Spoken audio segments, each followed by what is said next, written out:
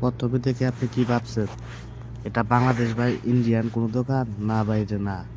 এটা হলো সৌদি আরবে আমাদের বাংলাদেশি ভাইয়েরা কিভাবে একটা রুমের ভিতরে সিগারেট বিক্রি করে।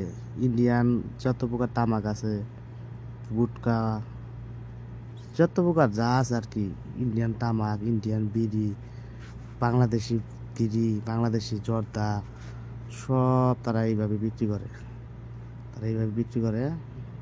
তার অধিকাংশ কাস্টমারই কিন্তু আমাদের বাংলাদেশি, ইন্ডিয়ান ও পাকিস্তানি ও নেপালি।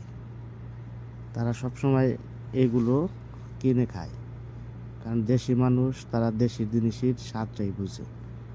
তাই এই সুযোগে আমাদের বাংলাদেশি ভাইয়েরাও এই কাজে যুক্ত হয়ে গেছে। তারা ছোট একটা রুম নিয়ে তার ভিতরে মনে করি এগুলো বেছে বাংলাদেশি কুল, বিড়ি, মানে যাবতীয় যা আছে ইন্ডিয়ান সব, মানে A to Z সব পাওয়া যায় এখানে।